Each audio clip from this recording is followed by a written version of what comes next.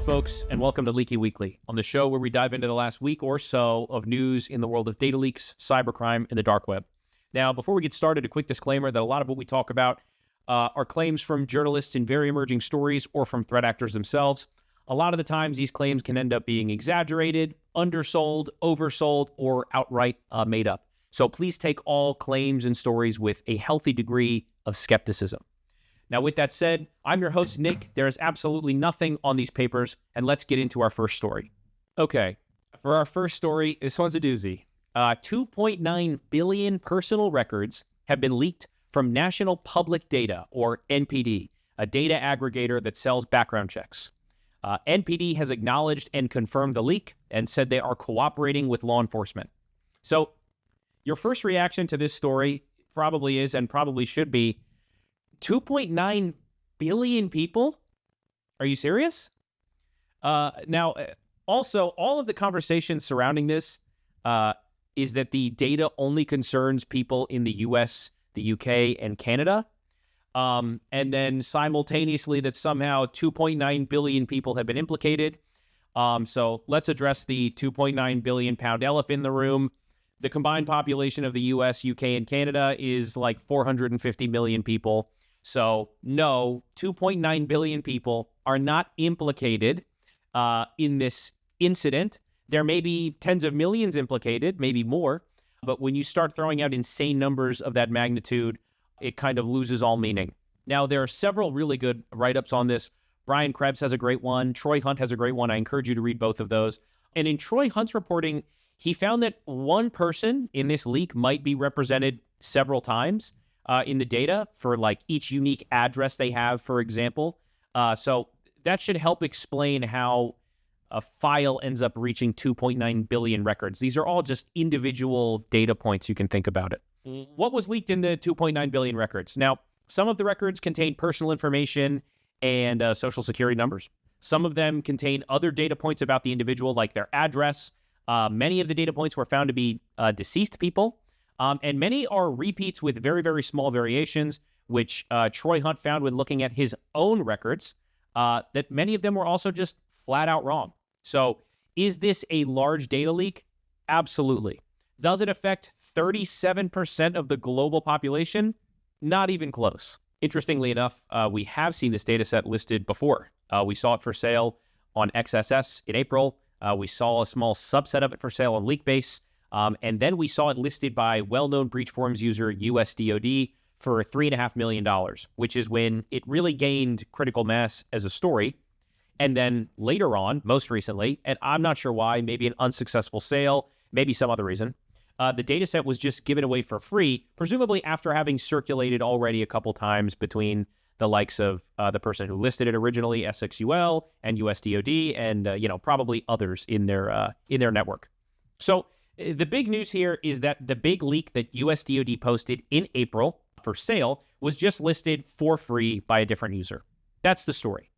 And to add insult to injury, there was already a class action lawsuit forming when US DoD had listed the sale originally. And that was before the data set was made public for anyone to download freely.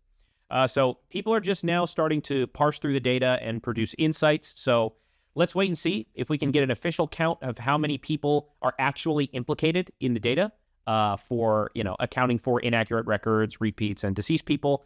And we'll see how it progresses. And for our next story, the Dispossesser ransomware operation has been repossessed by the FBI and all of its domains seized. 3 of its servers were hosted in the US, 3 in the UK, and 18 in Germany. Now, this is kind of an interesting event because Dispossesser does have some of its own victims, or at least victims that can't be traced back to other ransomware groups. And specifically, the FBI said in their press release that they found 43 victims of the gang, and they had many hundreds of leaks posted on their data leak site.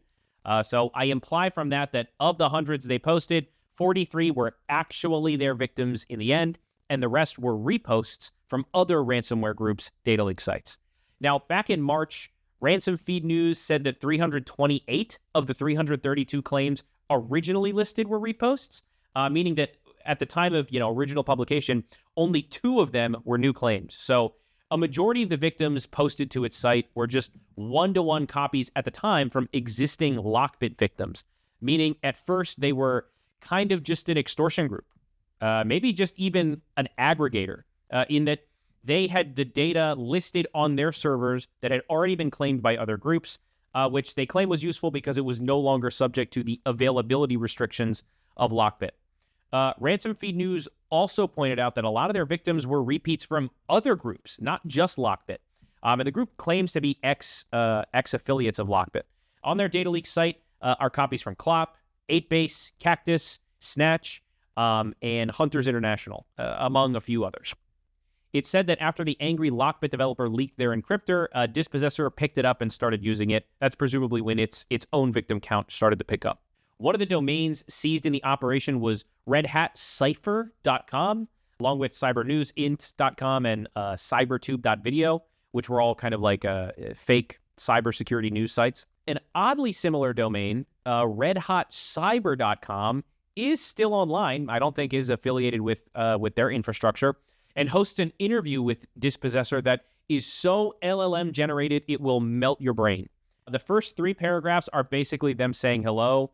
It's all like, we appreciate your wonderful interest in this mutual discussion experience, which we will share together at this time, as well as subsequently in this moment. So, I don't know, a very strange situation all around.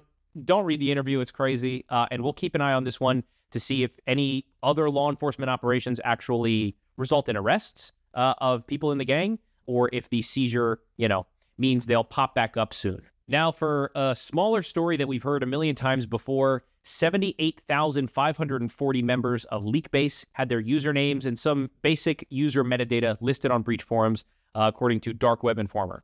Now, nothing really substantial here, but the reason we've seen this a million times is because forums are constantly hacking each other's member databases back and forth ad nauseum and posting them on each other's forums.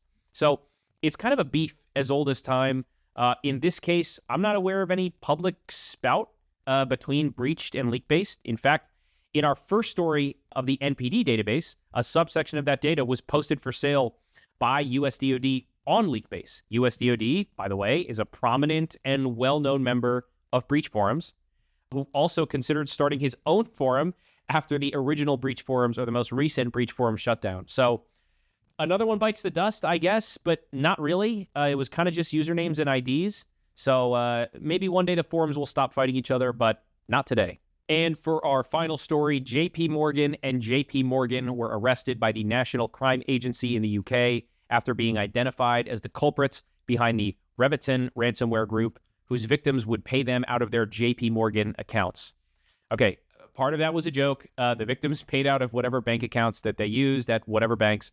But the first part is serious. JP Morgan is the alias of the first culprit, who has not yet been named by the National Crime Agency. And the other JP Morgan was a Belarusian national who was arrested for his involvement in the group. So they both went by JP Morgan separately. Now, Mr. Morgan and Mr. Morgan operated not only the Reviton ransomware group, but also Ransomware Cartel, and famously were involved in the Angler exploit kit. So collectively, these guys had extorted millions and millions of dollars from a wide variety of victims.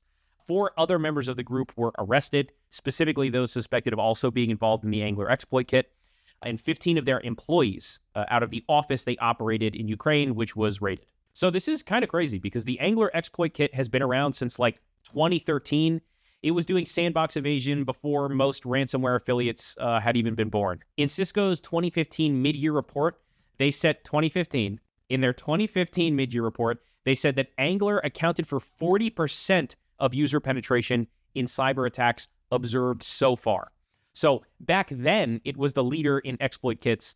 A lot of early ransomware used it, like CryptoWall, Tesla Crypt, Torrent Locker, and a lot of old banking Trojans like Tinba used it. Botnets used it. It was truly very popular.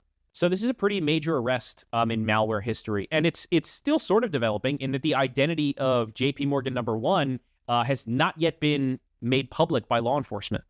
Some experts from Twitter chimed in, saying things like, "Damn, it's a shame he didn't run off in his car. They could have had a JP Morgan chase." Outstanding. And bruh, he's been on my phone this whole time. Well, that does it for today's show. As a reminder, all of the stories we discussed, the sources are listed below. And this show was brought to you by Flare, the world's easiest to use and most comprehensive cybercrime database that integrates into your security program in 30 minutes.